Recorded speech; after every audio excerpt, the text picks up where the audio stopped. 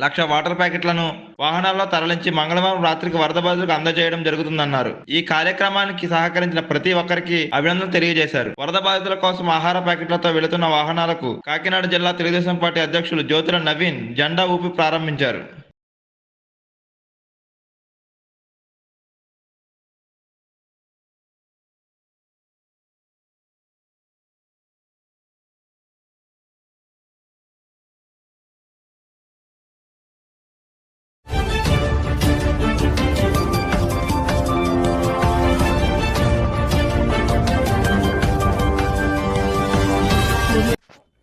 KBR news కి స్వాగతం. ఈరోజు రెండో రోజు ఏదైతే వరద కార్యక్రమాలపైన సహాయం చేయడం కానీ ఎక్కడికక్కడ ఒక పక్క వరదని నియంత్రణ చేయడం కోసం ప్రయత్నం చేయడం, ఇంకొక పక్కన ప్రాణ నష్టాన్ని తగ్గించడానికి ఎన్ని విధాల ప్రయత్నం చేయాలనో అన్ని విధాల ప్రయత్నం చేయడం, ఇది కాకుండా వాళ్ళందరినీ పునరావాసం కానీ ఇమ్మీడియట్గా వారికి కావాల్సినటువంటి నిత్యావసర వస్తువులన్నీ కూడా ఫుడ్ ఎట్టే విధంగా సప్లై చేయాలని చేయడం కోసం ప్రయత్నం చేశాం. నిన్న ఈవినింగ్ ఏదైతే బుడమేరు, ఈరోజు సింగ్ నగర్ పూర్తిగా మునిగిపోవడానికి కారణం బుడమేరు. ఏదైతే బుడమేరు కానీ ప్రాపర్గా బ్రీచెస్ లేకుండా ఉండి అదే సమయంలో ఆ నీళ్లు కృష్ణానదికి కొన్ని వచ్చి కొన్ని కొల్లేరు సదస్సు పోవాల్సిన అవసరం ఉంది.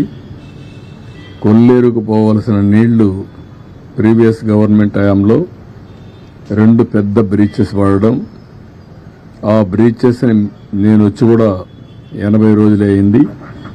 ఈ 80 రోజుల్లో నోటీస్ చేయలేకపోవడం, దానివల్ల ఈ ప్రమాదం వచ్చే పరిస్థితి వచ్చింది.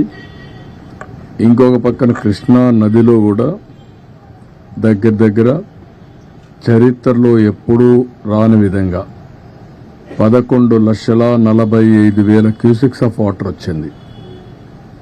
కృష్ణా నది డిజైన్ చేసింది ఈ యొక్క గేట్స్ అయితే ప్రకాశం బ్యారేజ్లో 11,90,000కు డిజైన్ చేశారు. ఫుల్ కెపాసిటీ 11,90,000 టేకప్ తీసుకుంటుంది. ఈరోజు మనకు వచ్చింది 11,43,000 వచ్చింది. ఇది historic record, first of it's kind. చరిత్రలో ప్రకాశం బ్యారేజ్ కట్టిన తర్వాత ఇంత పెద్ద ఎత్తున వరద రావడం అనేది మొదటిసారి. ఒకసారి 2009లో వచ్చింది, అప్పుడు వచ్చింది 10,90,000. ఈసారి 11,43,000 వచ్చే పరిస్థితి వచ్చింది. ఇది దానివల్ల కూడా మీరు ఒకసారి చూస్తే భవానీపురంలో ఏదైతే రోడ్డు క్రాస్ అయి అక్కడి నుంచి స్వాతి థియేటర్ ఇవన్నీ కూడా ఆ ఏరియా సబ్మర్జ్ అయ్యే పరిస్థితి వచ్చింది. అదే సమయంలో ప్రికాషన్ తీసుకున్నటువంటి కృష్ణ లంకలో ఒక పక్క నేనున్నప్పుడు ఒక వాల్ కట్టాం. తర్వాత అక్కడ మున్సిపల్ కార్పొరేషన్ ఆ ట్రీట్మెంట్ ప్లాంట్ పెట్టి దాని మీద నీళ్లు రాకుండా ఉండడానికి ఒక వాల్ కట్టారు. అప్పుడు మేము కట్టింది 18 అడుగులు కట్టాం, వాళ్ళు కట్టింది 14 అడుగులు కట్టారు. దాని పక్కన కొత్త గవర్నమెంట్ వచ్చినాక కట్టారు. ఏదైతే 14 అడుగులు కట్టారో ఆ 14 అడుగులు పొంగి కృష్ణా నుంచి నీళ్లన్నీ కూడా కృష్ణ లంకలోకి వచ్చే పరిస్థితికి వచ్చాయి.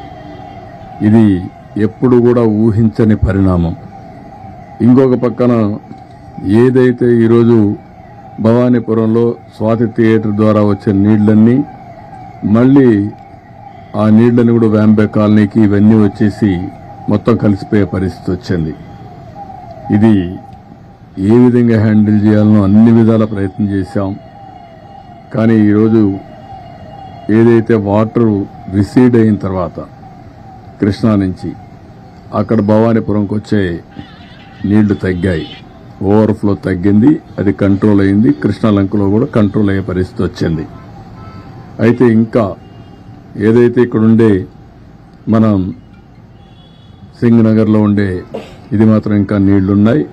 ఒక 1.5 అడుగులు తగ్గాయి, ముందు కంటే నిన్నటి కంటే కూడా అక్కడ కూడా కొద్దిగా తగ్గాయి.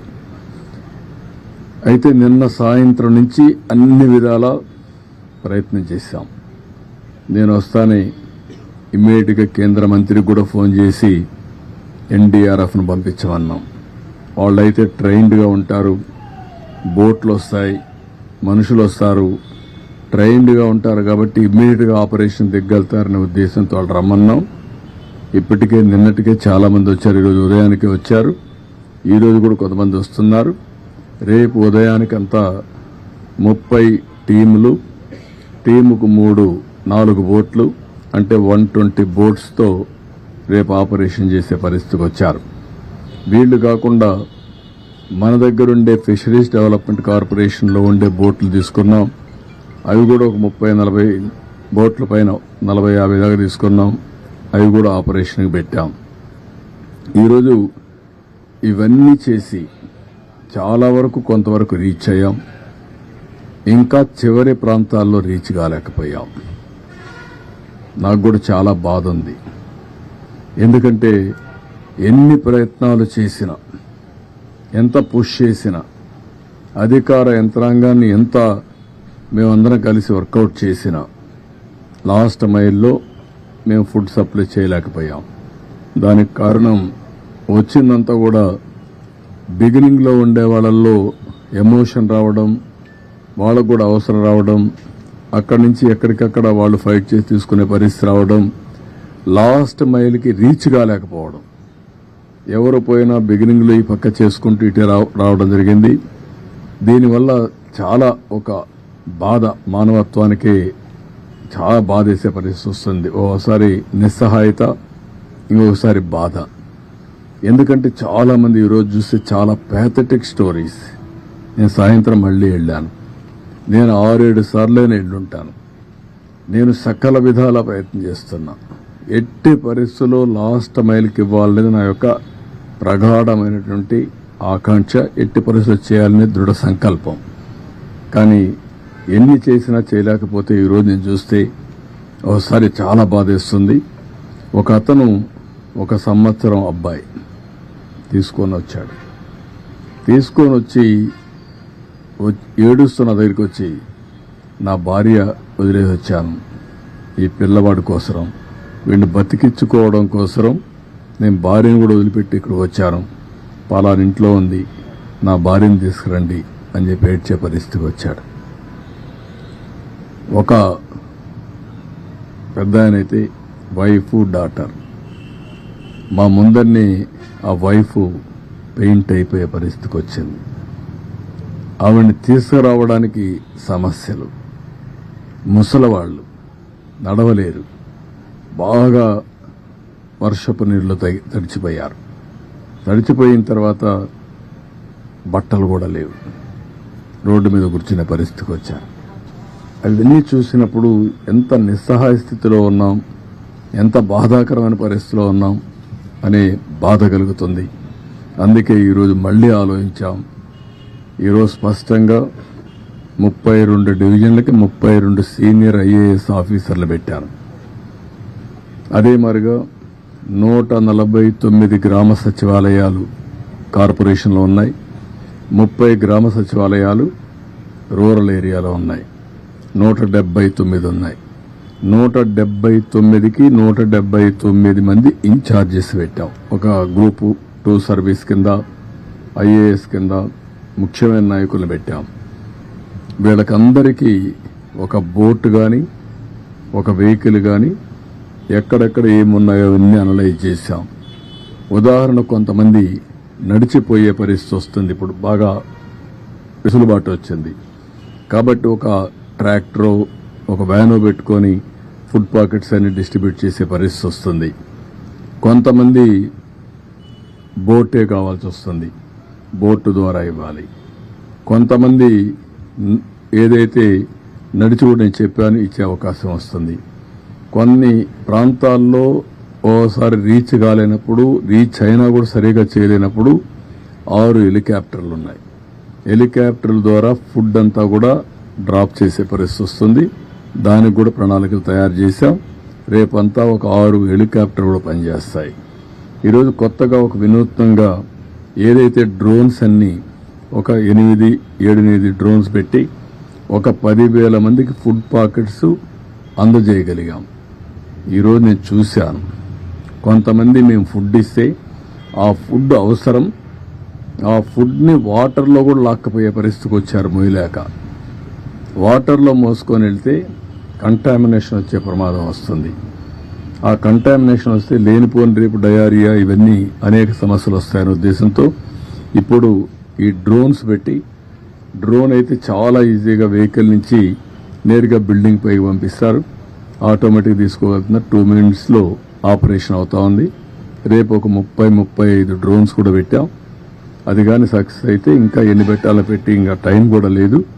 We are operating. అవైలబిలిటీలో ఉండే డ్రోన్స్ అన్ని కూడా తీసుకొచ్చి పెట్టాం. అదే మరిగా ప్రతి ఒక్క బోట్లో కానీ ప్రతి ఒక్క వెహికల్లో కానీ ఒక ఆక్టోపస్ కానీ గ్రే హౌండ్స్ కానిస్టేబుల్ పెట్టాం. ఎందుకంటే వాళ్ళైతే సమర్థవంతంగా చేయగలుగుతారని పెట్టాం. అదే సమయంలో లోడింగ్ అన్లోడింగ్ ప్రాబ్లం ఉంటే ఏపీఎస్పీ స్టాఫ్ ఉన్నారు, పోలీసులు ఉన్నారు, వాళ్ళ సర్వీసులు కూడా ఉపయోగించుకోవాలని వాళ్ళని కూడా పెట్టాం. అంటే ఇవన్నీ కూడా ఎందుకు చేస్తున్నామంటే ఎక్కడ కూడా ఒక చిన్న నిర్లక్ష్యం ఉండకూడదు. ఎట్టి పరిస్థితిలో లాస్ట్ మైల్లో ఉండే వ్యక్తులకు చేరవేయాలి. వాళ్ళ ప్రాణాలు చాలా ముఖ్యం. అదే మరి వాళ్ళు చాలా ఇబ్బందుల్లో ఉన్నారు.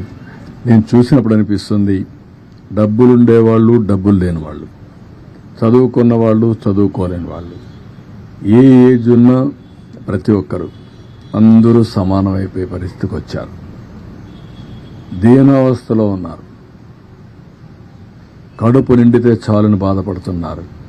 కనీసం నీళ్లు కూడా దొరకకుండా, నీళ్లు ఇస్తే అది అమృతంగా భావించే పరిస్థితిలో ఉన్నారు. అవి చూసినప్పుడు బాధ్యత పెరుగుతుంది. నేను ఆ మాటే చెప్పాను మా ఆఫీసర్లకు అందరికీ. ఈరోజు ఈ కష్టకాలంలో ఉన్నప్పుడు మనందరి మీద ఒక గురుతరమైన బాధ్యత ఉంది. మీరు ఆ పని చేయండి. నాకు రాత్రికి రేపు ఎల్లుండి 3 days మాత్రం రాజీ లేదు. 0 tolerance. అందరం కలిసి పనిచేయాలి. ఎక్కడ కూడా ఏమాత్రం కూడా అశ్రద్ధ వహించడం, నిర్లక్ష్యంగా ఉండడం, కష్టాల్లో ఉండే వాళ్ళతో మాట్లాడే విధానం కూడా చాలా ఇంపార్టెంట్. ఒకసారి ఎమోషనల్గా మాట్లాడతారు, హిస్టీరిక్గా మాట్లాడతారు. ఎందుకంటే నిన్నటి నుంచి భోజనం లేదు, కళ్ళ ముందర పిల్లలకు భోజనం పెట్టలేకపోయారు, పేషెంట్లుగా ఉండే పేరెంట్స్ని చూసుకోలేకపోయారు. అవన్నీ చూసినప్పుడు ఎవరికైనా కోపం వస్తుంది, బీపీ పెరుగుతుంది, ఆవేశం వస్తుంది.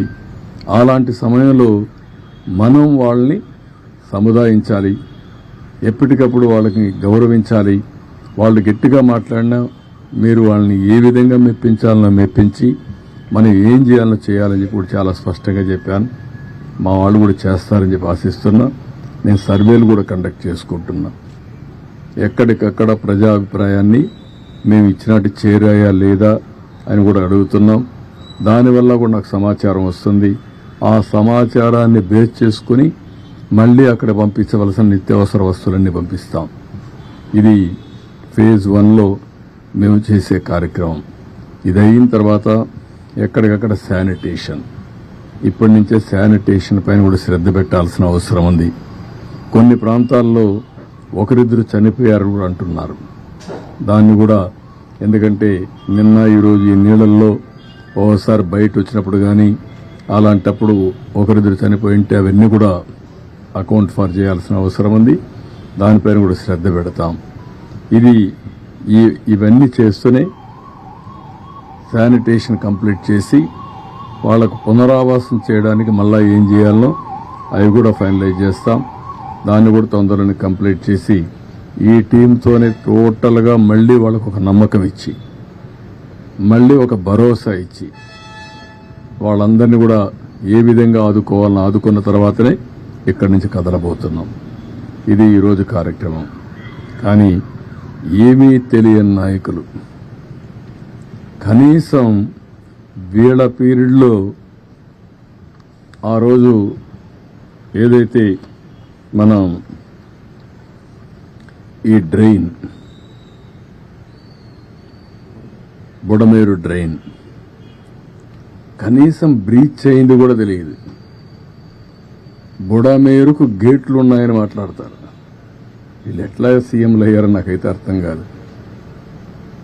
అది నేరుగా వస్తుంది, దానికి కాలువలో వచ్చి పోతే కృష్ణాకి వెళ్తుంది, అది కూడా తెలిసి ఉండదు. లేకపోతే కొల్లేరుకు పోతుంది. తెలియాలని లేదు, కనీసం తెలుసుకోవాలని ఉండాలి. అది కూడా తెలియకుండా మాట్లాడే పరిస్థితి. ఇంకొక పక్క మా ఇల్లు కాపాడుకోవడానికి బుడమేరుకు నీళ్లు పంపించామంట. ఏం మాట్లాడతారండి? ఎంత అజ్ఞానం, లేకుంటే విచ్చలవిడితనం. ఏది చెప్పినా నమ్మతారని, ఏదో ఒకటి వాగితే ఏమీ చేయలేదని. వచ్చింది వర్షాలు నిన్న రాత్రి జరిగింది. తెల్లవారే కొందుకు అందరం పరిగెత్తి ఎక్కడెక్కడుందో అన్ని జిల్లాల్లో కూడా ఫుడ్ పాకెట్స్ తయారు చేసి కొన్ని ఎయిర్ లిఫ్ట్ తీస్తున్నాం, కొన్ని తెప్పిస్తున్నాం. ఇక్కడ హోటలర్స్ అందరికీ చెప్పాను, ఇది మీ బాధ్యత. గవర్నమెంట్ ఈరోజు మేము డిమాండ్ చేస్తున్నాం, కమాండ్ చేస్తున్నాం, ఆదేశాలు ఇస్తున్నాం. ఎవ్వరికి ఎగ్జంప్షన్ లేదు. మీరు ఇన్ని లక్షల పాకెట్లు చేయాలంటే చేయాల్సిందే. మీరు సప్లై చేయమని ఆదేశాలు ఇచ్చాం. ఎందుకు? దేనికోసరం? ఇది పబ్లిక్ ఇంట్రెస్ట్. ఇది మా ఇంట్రెస్ట్ కాదు. ఒక పబ్లిక్ ఇంట్రెస్ట్ అయినప్పుడు, ప్రజలు ఇబ్బందుల్లో ఉన్నప్పుడు ప్రభుత్వానికి ఒక విస్తృతమైన అధికారాలు ఉన్నాయి. ఎంతవరకు హ్యూమన్లీ పాసిబులో అన్నీ చేస్తున్నాం. బోర్డ్స్ తెప్పించాం, మనుషులు తెప్పించాం, ఫుడ్ అంతా సప్లై చేయించాం. సెక్రటరియేట్ మొత్తం ఈరోజు మీరు చూస్తే కలెక్టరేట్ని సెక్రటరియేట్గా చేసుకుని చీఫ్ సెక్రటరీ మొదలుకొని చీఫ్ మినిస్టర్ మొదలుకొని ఇక్కడే ఉన్నాం. దాన్ని కూడా వక్రీకరించి మాట్లాడే పరిస్థితికి వస్తున్నారు. వీళ్ళకు బాధ్యత లేదు, నాకు బాధ్యత ఉంది. హరికేన్ తుఫాన్ 96-97 రాజమండ్రి ఆర్డీఓ ఆఫీస్ని సెక్రటరియట్గా చేసుకుని ఆల్ సెక్రటరీస్ని రమ్మని వారంలో మళ్ళీ అన్ని పనులు పూర్తి చేసి నార్మల్సీ తెచ్చిన తర్వాతనే హైదరాబాద్కి వెళ్ళాను. ఆ రోజు మొత్తం మీరు చూస్తే 21 సీట్లుంటే 99 ఎలక్షన్లో 20 సీట్లు మేము గెలిచాం. అదే విశాఖపట్నం ఉద్హూద్. నేరుగా నేను విశాఖపట్నం ఉద్హూద్ తుఫాను వచ్చినప్పుడు వచ్చి అక్కడే ఉండి అసాధ్యం అనుకునే దాన్ని ఒక వారంలో సాధ్యం చేశాం.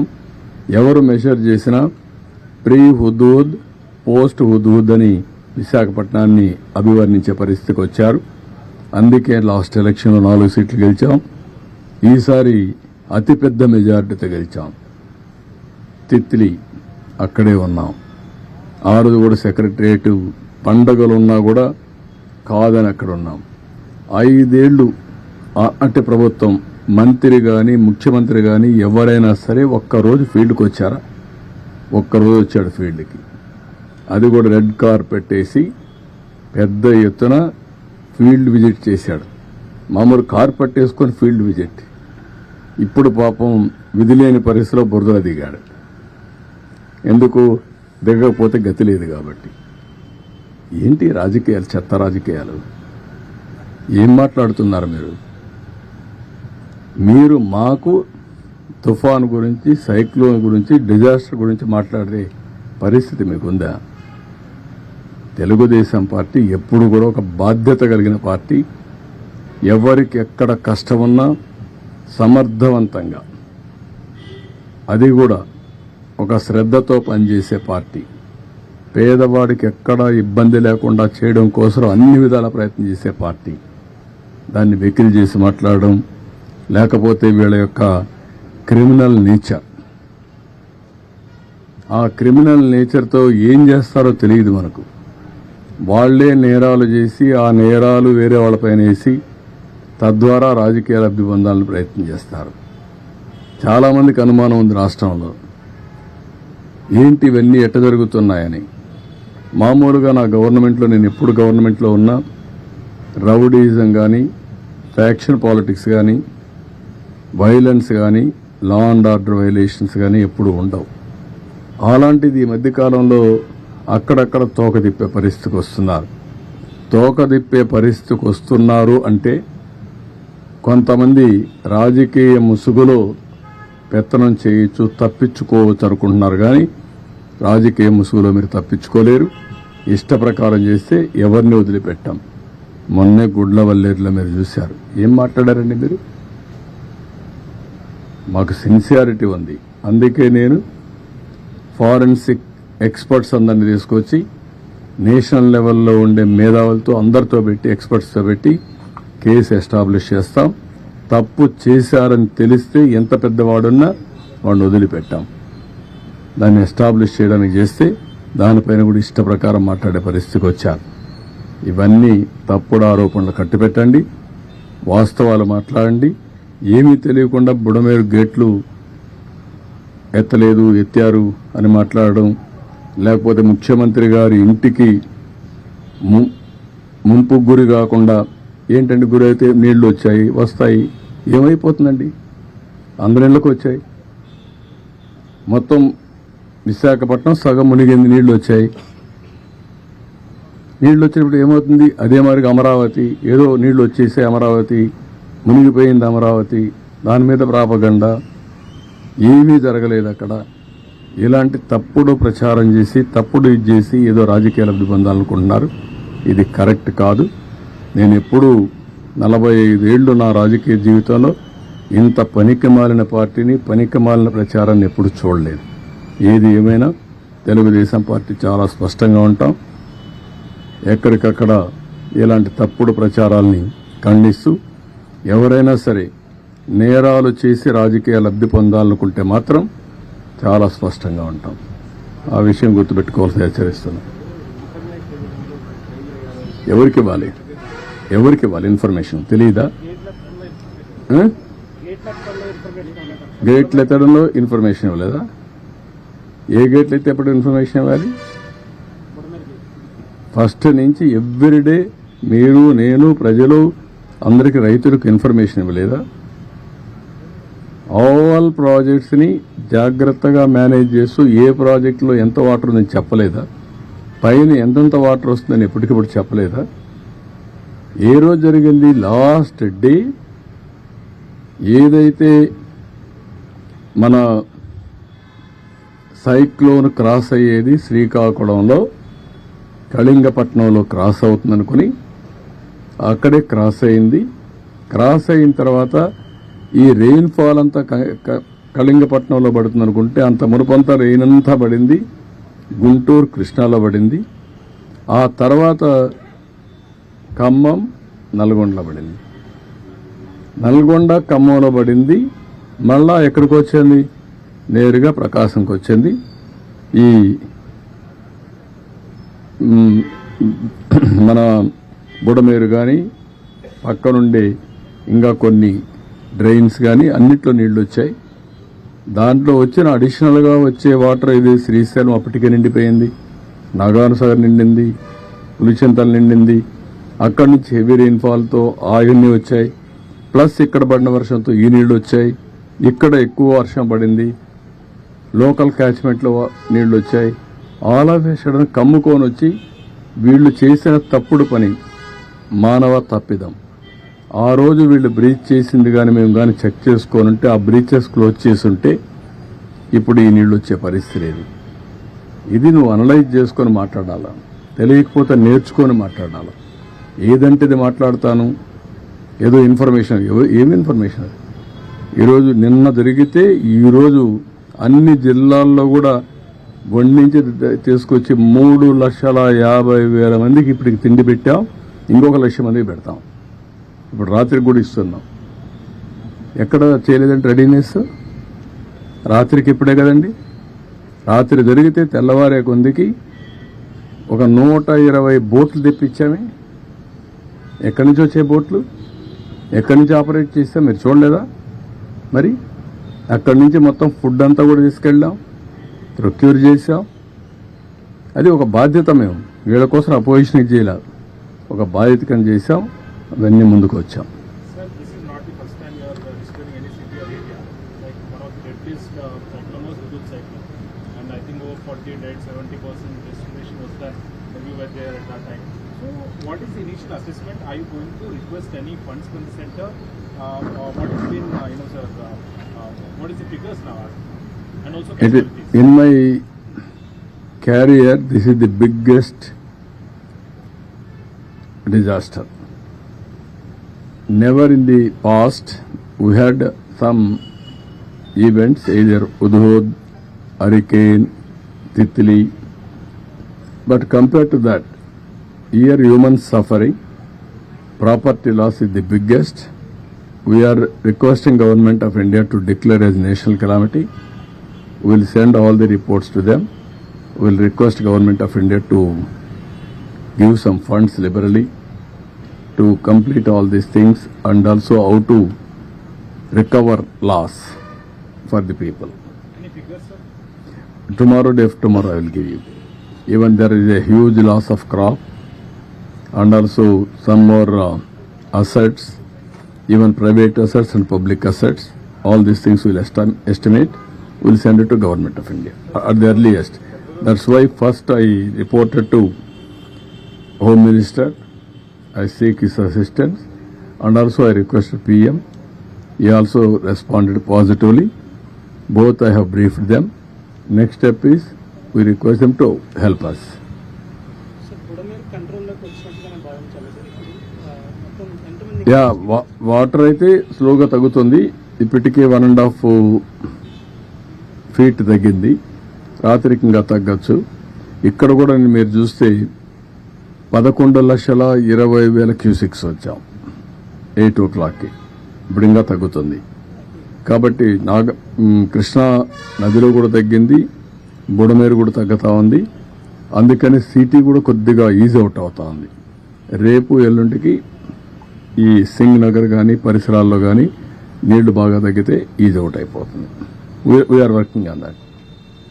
రసం బ్యారేజ్ గేట్లకు ఏదో ప్రమాదం వాటిల్లని సోషల్ మీడియాలో ప్రచారం చేస్తున్నారు. దానివల్ల ప్రజలు ఆందోళన. అలాగే అమరావతి కూడా పూర్తిగా మునిగిపోయింది. రాజధాని అమరావతిలో కూడా మొత్తం ఏదైతే అనుకున్న ప్రచారం జరిగింది. నేనేమంటానంటే రెండు విషయాల్లో కూడా క్రిమినల్స్ కొంతమంది ఈ రాష్ట్రంలో ఉంటే, వాళ్ళు రాజకీయాల్లో ఉంటే ప్రజలకు కూడా ఎవ్రీడే అనుమానాలు వస్తాయి. నాకు కూడా అనుమానం వస్తా ఉంది. 2 బోట్లు వచ్చే చూశాను. ఎక్కడి నుంచి వచ్చే తెలియదు. వచ్చి నేరుగా ప్రకాశం బ్యారేజ్ని ఢీకొన్నాయి. ఆ ప్రవాహంలో ఒక విధంగా ఆలోచిస్తే అది ప్రమాదమే. కానీ అది ఎక్కడ హిట్ చేయాలని అక్కడ హిట్ చేయకుండా వేరే ప్రాంతంలో హిట్ చేసింది కాబట్టి కొంతవరకు సేఫ్ అయింది. ఇప్పుడు దాన్ని కన్నయ్య నాయుడు ఈరోజు వచ్చి చూశాడు. ఏ విధంగా చేయాలి, ఎట్లా సేఫ్టీ ఆఫ్ ది ప్రాజెక్ట్ కాపాడుకోవాలనో కాపాడుకునే పరిస్థితి వస్తుంది. ఇప్పుడు చాలామంది దాని మీద దీంట్లో కూడా కుట్ర ఉందని అనుమానించే పరిస్థితికి వచ్చారు. ప్రైమా ఫేసి నేను ఆలోచించలేదు, కానీ ఒకసారి వివేకానంద రెడ్డి మర్డర్ చేసి గుండెపోటని చెప్పగలిగిన వాళ్ళు ఇలాంటివి కూడా చేయొచ్చేమో. వి కెనాట్ ఇది. ఈరోజు రేపల్లి ఏదైతే బండి ఉందో అక్కడ పెట్రోలింగ్ పెట్టే పరిస్థితికి వచ్చాం ఈ దొంగల కోసం, నేరస్తులతో. ఎప్పుడన్నా ఆలోచించామంటే పెట్రోలింగ్ పెట్టాలని? నాకెప్పుడు లేదు. 1-2 సార్లు పెట్రోలింగ్ ఎందుకు పెట్టానంటే, నాగార్జున సాగర్ లెఫ్ట్ మెయిన్ కెనాల్లో రైతులు నీళ్లు రానియకుండా ఉంటే సమైక్య ఆంధ్రప్రదేశ్లో ముఖ్యమంత్రిగా చివరి భూములకు నీళ్లు తేవడానికి పెట్రోలింగ్ పెట్టి డిఎస్పీని ఆర్డీఓని పెట్టి నీళ్లు తీసుకొచ్చాను. నౌ క్రిమినల్స్ ఎవరైనా కానీ బ్రీచెస్ చేస్తారేమో అనే భయంతో ఇప్పుడు పెట్రోలింగ్ పెట్టమని చెప్పాను నేను డీజీపీకి, ఇప్పుడు సిఎస్కి ఇద్దరికి. What is the fate? Amaravati ఎందుకు పనిగట్టుకొని మీరు ప్రచారం చేస్తున్నారు?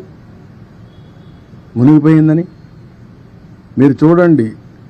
ఒక విష ప్రచారం వైఎస్ఆర్ కాంగ్రెస్ పార్టీ దానికి సంబంధించిన బ్లూ మీడియాలోనే స్టార్ట్ అవుతున్నాయి.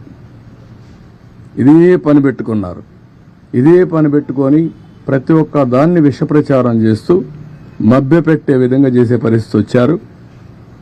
కొన్ని ఇక్కడ ఇంకా ఎస్టాబ్లిష్ చేయలేదు, కానీ అనుమానం వచ్చే పరిస్థితి కూడా వస్తుంది. కానీ ఎవరిని వదిలిపెట్టను, చాలా ఫర్మ్గా ఉంటాం. గుడ్ల వల్లేర్లు ఏంటంటే మీ పని? సిగ్గుందా మీకు? 300 వీడియోలు ఉన్నాయా? ఇవన్నీ తీశారా? అన్ని యూనివర్సిటీలో తీస్తున్నారా? ఎవరు చెప్పాడు మీకు? అంటే ఆ పిల్లల భవిష్యత్తు అవసరం లేదు మీకు? ఓసారి అక్కడ జరిగిన సంఘటన పట్ల పిల్లలు ఆవేశంగా ఉన్నారు. ఆవేశంగా ఉంటే రాజకీయ నాయకుడిగా, ఒక ఎల్డర్లుగా నా బాధ్యత ఏంటి? ఆ పిల్లల్ని మెప్పించి ఏం జరిగిందో జరగలేదో అన్ని ఎస్టాబ్లిష్ చేసి, జరిగితే కఠినంగా శిక్షించి, జరగకపోతే జరగలేదని చెప్పి వాళ్ళల్లో మనోధైర్యాన్ని నింపవలసిన మేము 300 వీడియోలు తీసేశారని చెప్పి ఆ 300 వీడియోలు ఉన్నాయని దేశం అంతా పంపించి డిగ్నిఫైడ్గా ఉండే ఇన్ఫ్లుయెన్సర్ కూడా పెట్టిస్తారా మీరు? ఏమనుకుంటున్నారు మీరు? ఒళ్ళు దగ్గర పెట్టుకోవాలా. ఆడపిల్ల శీలాన్ని లెక్కలేని విధంగా మీ ఒక్కొక్కరు మనం చూస్తున్న ఆ పార్టీలో ఎలాంటి చరిత్రహీనులు ఉన్నారు. ఆడబిడ్డల పట్ల ఎంత దారుణంగా ప్రవర్తించే ఉన్నారు మనం చూసాం. కనీసం వాళ్ళపైన యాక్షన్ తీసుకోకుండా ఏమీ లేనిది ఇక్కడ నెపమేసి ఆడబిడ్డల భవిష్యత్తుని అంధకారంలో పెట్టే పరిస్థితికి వస్తున్నారు. కబద్దారు గుర్తుపెట్టుకోండి. అందుకే నేను ఒక టాప్ లెవెల్ ఎక్స్పర్ట్స్ కమిటీ వేశాను, పోలీస్ ఆఫీసర్లు వేశాను.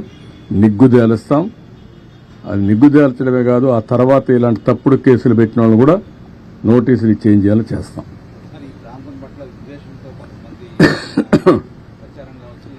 ఈ ప్రాంతం పట్లే కాదు, వాళ్ళ రాజకీయ భవిష్యత్తు కోసం అందుకే చెప్పాను. ఇక్కడ ఒక భూతం ఉంది, ఈ భూతం ఉన్నంత వరకు అందరూ భయపడతారు రావడానికని. అలాంటి భూతమే అతను, ఆ పార్టీ. ఇది మంచిది కాదు. నీ రాజకీయం కోసం 24 గంటలు ఇదే పని అయితే ప్రజలు ఏ విధంగా హర్షిస్తారండి? ఏ రాజకీయ నాయకుడైనా చేయాల్సింది ప్రజాహితం కోసం పనిచేయాలి, ప్రజల్ని ఎంపవర్ చేయాలి, తద్వారా రాజకీయ లబ్ధి పొందాలని ఆలోచించాలి తప్ప సమాజం ఏమైపోయినా పర్వాలేదు, అమరావతి రాకపోయినా పర్వాలేదు, ఇండస్ట్రీస్ లేకపోయినా పర్వాలేదు, ఆడబిడ్డలు ఏమైనా పర్వాలేదు అనే దరిద్రమైన రాజకీయం చేయడం కరెక్ట్ కాదు. ఓకే, ఇంతవరకే ఈరోజు. ఎందుకంటే రేపు నాకు ముఖ్యంగా వరదలు దాని మీదనే మాట్లాడదాం. అతను చెప్పాడు కాబట్టి ఇవన్నీ చెప్పాల్సి వచ్చింది. Otherwise this is not the time. ఇప్పుడే గుత్తికొండ శ్రీనివాస్, ఫ్లారిడా, యుఎస్ఏ ఈ వరదల కోసం సహాయం కోసం 1 కోటి రూపాయలు విరాళం ఇవ్వడానికి వచ్చారు. వారిని మనస్ఫూర్తిగా అభినందిస్తున్నా, ధన్యవాదాలు తెలియజేస్తున్నా. ఇప్పుడు నేను శ్రీనివాస్ గారిని ఒక ఆదర్శంగా తీసుకుని రాష్ట్రంలో, దేశంలో ఉండే ప్రతి ఒక్కరిని కోరుతున్నా, ఇది ఒక మంచి కాస్. ఇది ఇక్కడుండే వరద బాధితుల్ని పూర్తిగా ఆదుకోవాల్సిన అవసరం ఉంది. ఇది అందరి బాధ్యత. మేము మా బాధ్యత నెరవేరుస్తాం. ప్రభుత్వం చేయాల్సిన పనులని చేస్తాం. ప్రతి ఒక్కరిని రిక్వెస్ట్ చేసేది, మీరు కూడా ముందుకు రండి. మీకు తోచిన విధంగా మీరు కూడా సహకరించి ఏ విధంగా ఈ వరద బాధితులను ఆదుకోగలుగుతామో ఆదుకునే దానికోసం ముందుకు రావాల్సిందిగా ప్రతి ఒక్కరికి విజ్ఞప్తి చేస్తున్నాం. ఓకే,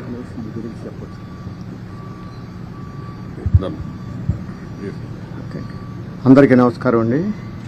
ఈరోజు ఆంధ్ర రాష్ట్రంలో మన విజయవాడ నగరంలో జరిగిన ఘోరమైన విపత్తు 100 ఇయర్స్లో ఎప్పుడూ జరగలేదు. అటువంటి విపత్తు జరిగింది. దాదాపు 1,00,000 మంది వాటర్లో ఇరుక్కుపోయి ఉన్నారు. అందరినీ కూడా బయటికి తీసుకురావడానికి మన గౌరవనీయ ముఖ్యమంత్రి నారా చంద్రబాబు నాయుడు గారు అహర్నిశలో కృషి చేసి, ఇప్పుడు టైం 11:30 అయింది. ఇప్పుడు కూడా ఇక్కడే ఉండి ప్రెస్ మీట్ పెట్టి కలెక్టర్ గారి ఆవరణలో ఆయన డే అండ్ నైట్ వర్క్ చేస్తున్నారు. ఎస్టర్డే నేను 3 o'clock వరకు ఆయన పడుకోలేదు. మళ్ళీ మార్నింగ్ 5 o'clockకే లేచి ప్రెస్ మీట్ పెట్టి మంత్రులకి అంతా కూడా కాల్స్ అరేంజ్ చేసి డే అండ్ నైట్ కూడా ఆయన ఎంతో కృషి చేస్తున్నారు. ఆయన మన రాష్ట్రానికి ఒక విజనరీ లీడరే కాదు, క్రైసిస్ వచ్చినప్పుడు ఎట్టా హ్యాండిల్ చేయాలి, క్రైసిస్ మేనేజ్మెంట్ ఆయనకి తెలిసినంత విధంగా దేశంలో ఏ లీడర్కి కూడా తెలవదని నా అపారమైన నమ్మకము, విశ్వాసము. మీరందరం కూడా మనం ఎంతో డబ్బు సంపాదించవచ్చు, కానీ ఆ డబ్బు ప్రాపర్గా యూటిలైజ్ చేసినప్పుడే దానికి సార్థకత వస్తుంది. అదే నేను నమ్ముతాను. తిత్లీ తుఫాన్లో కానీ హుదూద్ తుఫాన్లో కానీ నేను నా వంతు కృషి కూడా ఎంతో చేశాను. ఈరోజు కూడా ఎస్టర్డే యాక్చువల్గా నేను యుఎస్ వెళ్ళాలి. ఇది జరిగిన ఇన్సిడెంట్ చూసి ఫ్లైట్ క్యాన్సిల్ చేసుకుని బ్యాక్ వచ్చి ముఖ్యమంత్రి గారు 74 yearsలో అంత కష్టపడి చేస్తున్నప్పుడు నా వంతు కృషి సార్కి అందించాలి అనే తపనతో నేను హైదరాబాద్ నుంచి ఫ్లైట్ క్యాన్సిల్ చేసుకుని బ్యాక్ వచ్చి ఈ రోజున ఈ సహాయం ఇవ్వడం జరిగింది. ముఖ్యమంత్రి గారు చాలా ధన్యవాదాలండి. మీకు చాలా బాగా చేస్తున్నారు. వీఆర్ ఆల్ బిహైండ్ యూ అండి. Thank you for your great support to Andhra Pradesh. Thank you. Guttikonda Srinivas అన్ని మంచి పనులు చేస్తూ ఉంటాడు. కాణిపాకం టెంపుల్ కూడా ఎంత ఖర్చు పెట్టారు? 18 కోట్లు. 18 కోట్లు ఖర్చు పెట్టి ఆ టెంపుల్ రెనోవేషన్ కోసం బ్రహ్మాండంగా పనిచేశారు. ఇప్పుడు ఆ టెంపుల్ కూడా మంచి గుర్తింపు వచ్చింది. ఒక పక్క రిలీజియస్ స్పిరిచువల్ యాక్టివిటీసే కాకుండా ఎక్కడన్నా ఇలాంటి అవకాశాలు వచ్చినప్పుడు అందరికంటే ముందుంటున్నారు. వారిని మనస్ఫూర్తిగా ప్రభుత్వం తరపున అభినందిస్తున్నా. ధన్యవాదాలు. Thank you.